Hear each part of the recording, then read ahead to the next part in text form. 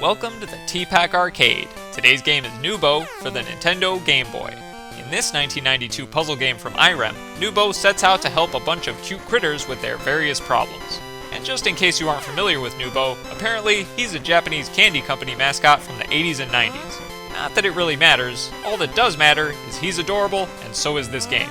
See, Noobow is a curious insight into what game design could be if it weren't preoccupied with challenge or high scores or anything.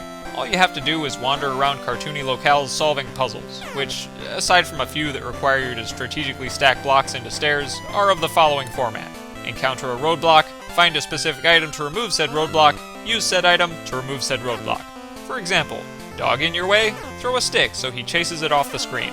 Waterfall blocking a tunnel? Walk under it with a mushroom umbrella. Can't reach a certain item you need? Borrow a fishing rod from a friendly bird.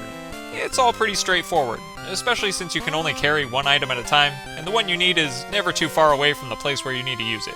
Granted, it's not always perfectly clear how to use each item. For example, it took me a while to figure out exactly how to fill this water bucket, but those occasions are rare.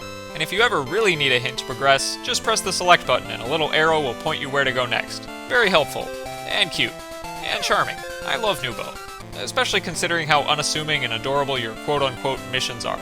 I can't read the Japanese text to confirm, but as far as I can tell, you return a babby whale to its mama whale, you help some squirrels drive away an ice goblin freezing their little log cabin houses, you try your hand at a bit of plumbing so that a bunch of moles can take a shower, you repair a helicopter for some birds, although I don't know why a bird would need a flying machine in the first place, you give the sun a glass of water because it's too hot, which is unbelievably charming, and you save Christmas by helping Santa's cherubs retrieve presents.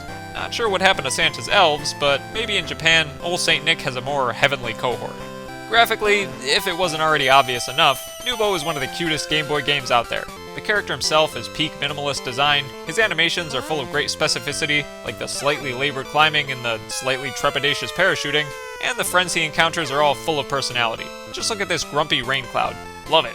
And I say friends here because nothing is out to hurt Noobow. Nothing can hurt Noobow, which is the most novel aspect of this game. You can't actually lose. You can only, well, decide to stop playing.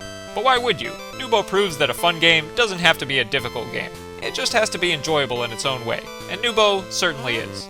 The only major problem is its pacing. Our candy mascot friend here doesn't move too quick, so traveling around gets a little drawn out, especially when you need to backtrack. It isn't so bad when you shrink down in certain sections, but that's just the illusion of scale, because Noobow isn't actually moving any faster. Gripes aside, my favorite part of this game is when you get too close to the edge of a platform, and Noobow stops to anxiously look down and then give you a nervous little no way headshake. It breaks the fourth wall a little, and in the best kind of way. Overall, Noobow is one of the most adorable, laid-back video games out there. If you want a difficult, nail-biting, high-octane adventure, it may not be for you. But personally, I'll take charm over challenge any day.